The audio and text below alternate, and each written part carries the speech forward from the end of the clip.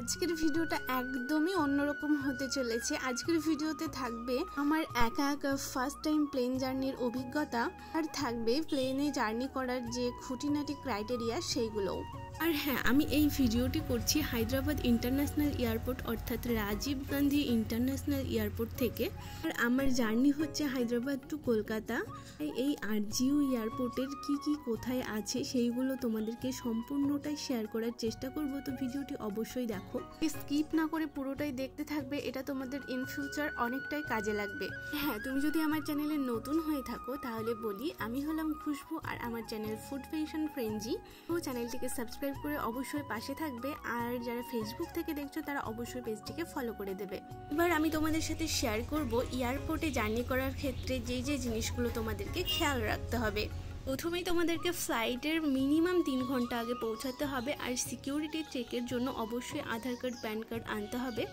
দেন ভেতরে ঢোকার পরে ব্যাগ চেকিং করে বোর্ডিং পাসটা নিতে হবে। হ্যাঁ, ব্যাগের ক্ষেত্রে বলি, লাগেজ ব্যাগের ক্ষেত্রে তোমাদের 15 কেজি অ্যালাউ থাকবে, আর হ্যান্ড ব্যাগের ক্ষেত্রে 7 কেজি অ্যালাউ থাকবে। হ্যাঁ, তোমাদের এই লাগেজ ব্যাগে কোনো ইলেকট্রনিক্স ডিভাইস রাখা যাবে না। এরপর আরেকটা মেইন চেকিং থাকবে। এই যে ট্রেগুলো দেখছো, এখানে সমস্ত তোমাদের ইলেকট্রনিক ডিভাইসগুলো দিয়ে চেক করিয়ে নিয়ে তারপরে গেটের উদ্দেশ্যে রওনা দিতে হবে। তারপর তোমরা এখানে চেক করে নেবে তোমাদের ফ্লাইটের টাইম টেবিল, তারপরে এখানে বোর্ডিং পাস দেখিয়ে ফ্লাইটের উদ্দেশ্যে চলে যাবে।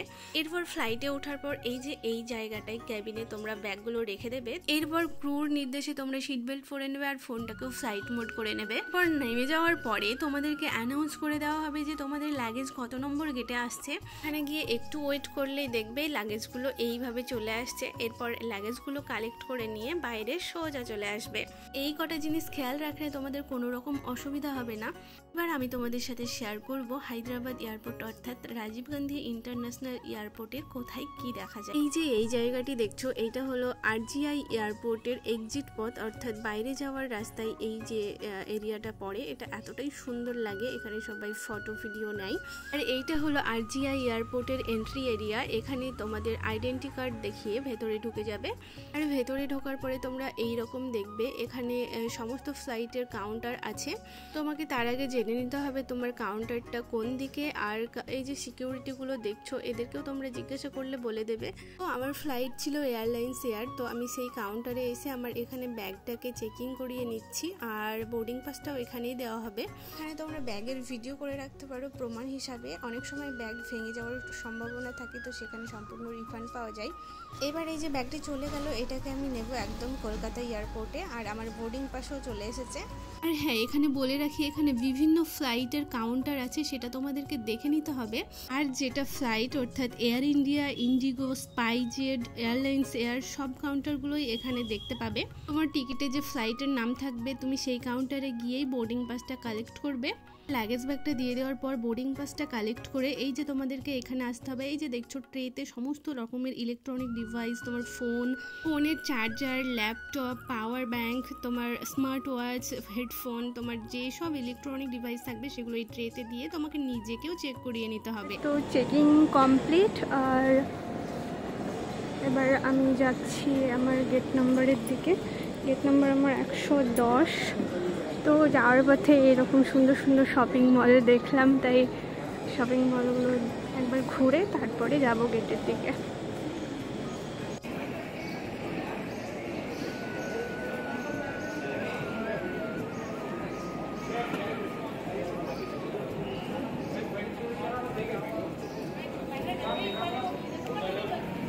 আর পথে তো দেখলে বিভিন্ন ধরনের শপিং মল পড়বে, তো সেইগুলোও একবার ঘুরে নেবে সুযোগ পেলে।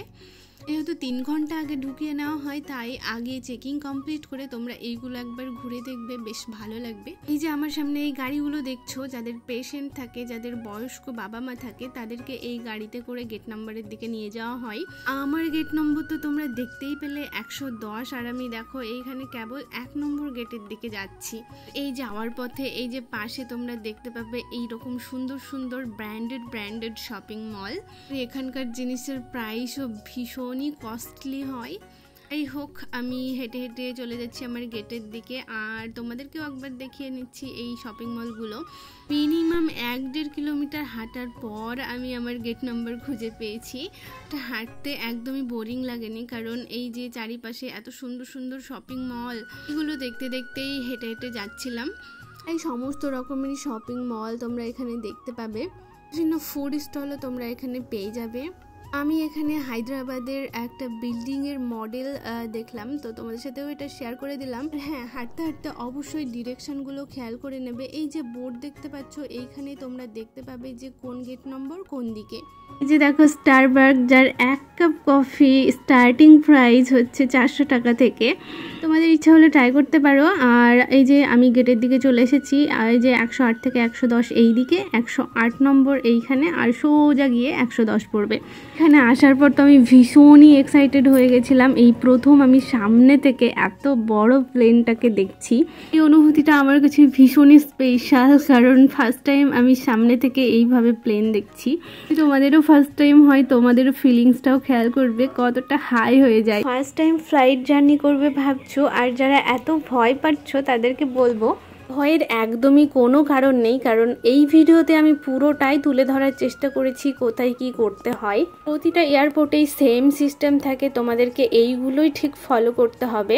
হ্যাঁ, গেট নাম্বার খুঁজে পাওয়াটা একটু চাপের হয়ে যায়। চাপের কিছুই নেই, 100 মিটার অন্তর অন্তর একটা করে বোর্ড দেওয়া থাকে, সেই বোর্ডেই ডিরেকশন দেওয়া থাকে গেট নাম্বার কোন দিকে, অ্যারো চিহ্ন দিয়ে বোঝানো থাকে কোন গেট কোন দিকে। তো সেইটা ফলো করলেই তোমরা নিজেদের গেটে পৌঁছে যাবে। আর দেখো ইন্ডিগো এটা এখন টেক অফ করবে, তো এগুলোই দেখছিলাম। এগুলো একদম গেটের পাশ থেকে দেখা যায়। এই যে দেখো 110 নম্বর গেট, ওই যে সামনে দেখো বসার জায়গা, আর এই যে দেখো কাউন্টার 110 নম্বর গেটের, আর এই যে দেখো বসার জায়গা। এইখানে বসে বসেই তোমরা বিভিন্ন ধরনের প্লেন টেক অফ করবে সেগুলো দেখতে পারবে। সামনে বিভিন্ন ফুড জোন আছে, সেখান থেকেও কিছু খেলে খাওয়া যেতে পারে। যাই হোক, আমাদের প্লেন এতটাই ডিলে হয়, টাইম ছিল 6:30টায়, কিন্তু প্রচুর ডিলে হওয়ার কারণে এতটাই বোরিং লাগছিল। আমি একটু ঘুরে ঘুরে এইগুলো দেখছিলাম। এই RGI এয়ারপোর্টটা তো আমার ভীষণই ভালো লেগেছে। তোমাদের কেমন লাগলো অবশ্যই একটা কমেন্ট করে জানিও। এই বোর্ডে দেখে নিচ্ছিলাম আমাদের ফ্লাইটটা প্রায় 2 ঘন্টা মতো ডিলে করছিল, যার জন্য অনেকেই রেগে গিয়ে কমপ্লেন করছিল।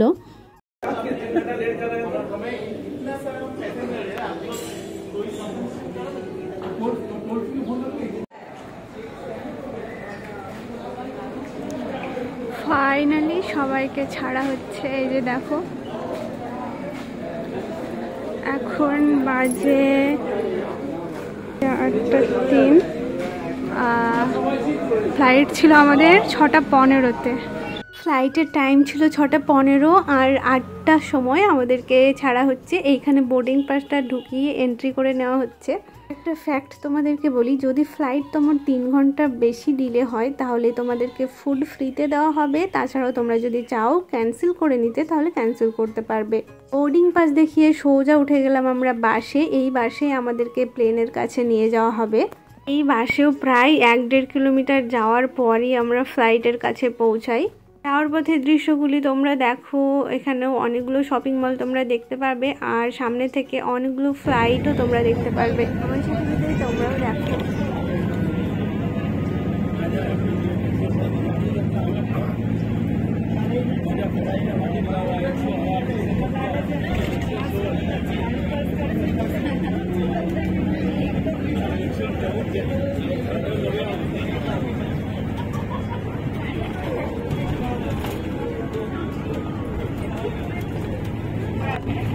যেতে যেতে এইরকম অনেকগুলো প্লেন আমরা দেখেছি, আর যতই কাছে যাচ্ছিলাম আমার ভয়টাও একটু একটু বাড়ছিল।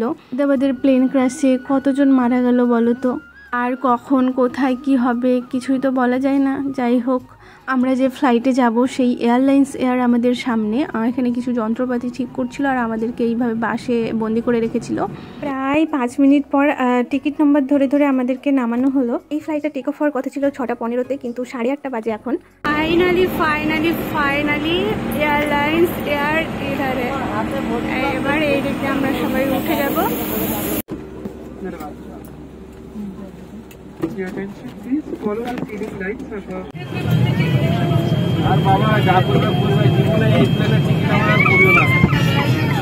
শুনলে তো একজন কি বললো যে জীবনেও এই ফ্লাইটে আর টিকিট করবে না, কারণ ফ্লাইটটা এতটাই ডিলে ছিল, প্রায় 2.5 ঘন্টা মতো। এই টাইমে আমাদের কলকাতায় নেমে যাওয়ার কথা ছিল। তো যাই হোক, এখানে ক্রু দেখিয়ে দিচ্ছে যে কিভাবে কি করতে হবে, সিট বেল্টটা কীভাবে পরতে হবে, কিভাবে খুলতে হবে, এমার্জেন্সি গেট কোন দিকে, আবার অক্সিজেন মাস্ক কিভাবে পরতে হবে সেই ডিরেকশানটা এখানে দেওয়া আছে। এই যে সিটের সামনে সবারই দেওয়া থাকবে, সেটা ফলো করতে বলছিল।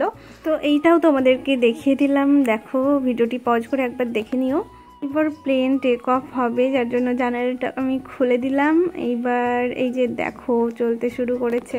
আর হ্যাঁ, যারা উইন্ডো সিট নিতে চাও তারা টিকিটের সময় তো দেখবেই যে একটা অপশান থাকে সিট সিলেক্ট করার জন্য, কিন্তু উইন্ডো সিট নিতে গেলে টিকিট কাটার সময় এক্সট্রা পেমেন্ট করতে হয়। কিন্তু আমি বলবো উইন্ডো সিট নেওয়ার জন্য এক্সট্রা পেমেন্টের কোনোই দরকার নেই। এখানে বোর্ডিং পাসটা দেওয়া হবে, সেইখানে যদি তুমি রিকোয়েস্ট করো তাহলে ওরা উইন্ডো সিট দিয়ে দেয়। এই যে দেখছো ফ্লাইট টেক অফ করছে, এই সময় একটুখানি স্ট্রেস হয়। তারা ভয় করবে, তারা বাইরের দিকে তাকিও না, একটুখানি প্রে করে নেবে, ব্যাস হয়ে গেল। পরে উঠে গেলে একদমই ভয় লাগে না, জাস্ট ওঠার সময় একটুখানি ঝটকা লাগে। ভিডিওটি আমার কেমন লাগছে অবশ্যই একটা কমেন্ট করে জানাবে। আর ভিডিও ভালো লাগলে চ্যানেলটিকে অবশ্যই সাবস্ক্রাইব করবে। আর যারা ফেসবুক থেকে দেখছো পেজটিকে অবশ্যই ফলো করে দিও। তো হায়দ্রাবাদের রাজীব গান্ধী ইন্টারন্যাশনাল এয়ারপোর্টের যতটা পারলাম আমি তোমাদের সামনে তুলে ধরলাম। এইবার আমাদের ডেস্টিনেশন কলকাতা, সেখানেই ল্যান্ডিং করবে একেবারে। ফ্লাইটের কি সমস্যা ছিল কি জানি, টেক অফ করেছে 8টা 20-তে আর ল্যান্ডিং করেছে 12টা 20-তে, ভাবতে পারছো।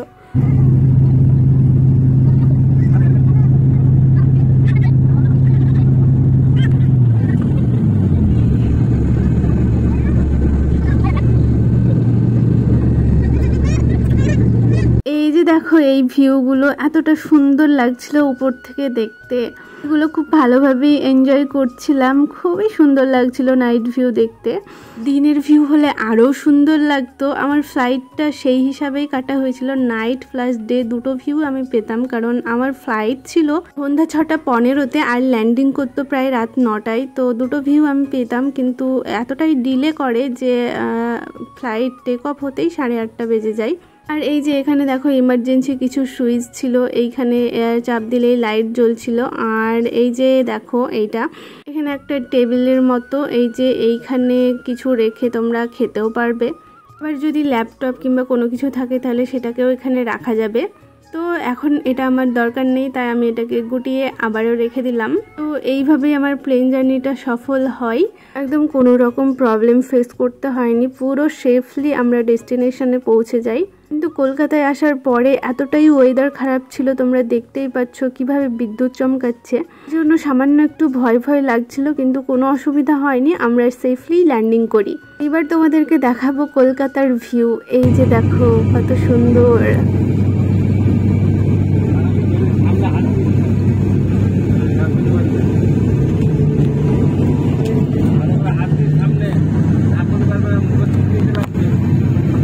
आपका स्वागत है। इस समय बाहर का तापमान मेहमान की पूरी तरह में और रक्षा बल में खेत जाने तक अपने स्थान पर ही बैठा ऊपर लगी सामान्य कक्ष नाकर। आज हमारे साथ यात्रा करने के लिए अलायंस व्हीकल्स में आपका धन्यवाद करता है। आशा करते हैं आप सेवा को अच्छे देंगे। দেখো 12টা 5 বেজে গেল, যেখানে আমাদের 9:40-এ নেমে যাওয়ার কথা ছিল। আর এই যে বাইরে দেখো কলকাতায় এতটা সেই দিন বৃষ্টি হয়েছিল। যাই হোক, আমরা পৌঁছে গেছি নেতাজি সুভাষচন্দ্র বোস ইন্টারন্যাশনাল এয়ারপোর্ট, অর্থাৎ কলকাতা এয়ারপোর্ট। আর হ্যাঁ, ফ্লাইট ল্যান্ডিং হওয়ার পরেও তো প্রায় 1-1.5 কিলোমিটার এইভাবেই যায়। তো ফ্লাইট ল্যান্ডিং হওয়ার সাথে সাথেই তোমরা ফোন অন করে নিতে পারো, কোনো সমস্যা হবে না। এবার এই যে দেখো ফ্লাইট থেকে নেমে আমরা আবারও বাস ধরে চলে যাব আমাদের লাগেজ যেখানে আছে 3 নম্বর গেটের দিকে। এখানেও বেশ অনেকটাই বাসে করে যেতে হবে, আর বাসে যেতে যেতে দেখতে পাওয়া যাবে এইরকম প্লেন। তো টাটা বাই বাই করে আমরা এখন বাড়ির উদ্দেশ্যে রওনা দেব। জার্নিটা আমার কাছে তো ভীষণ এক্সাইটিং ছিল, তোমরা অবশ্যই জানিও তোমাদের কেমন লাগলো, তোমাদের মতামত অবশ্যই একটা কমেন্ট করে জানাবে। পাশেই আমাদেরকে বলা হয়েছিল আমাদের 3 নম্বর গেটের কাছে আমাদের সমস্ত লাগেজ থাকবে, তো সেখানেই আমরা এবার যাচ্ছি। আর এই যে দেখো কলকাতা এয়ারপোর্টটা ভালো করে।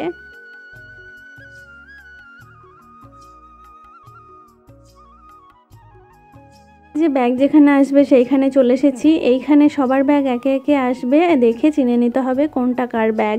ভিডিওটি এই পর্যন্তই। সবাই ভালো থেকো, সুস্থ থেকো। দেখা হচ্ছে আবার নতুন আর একটি ভিডিওতে।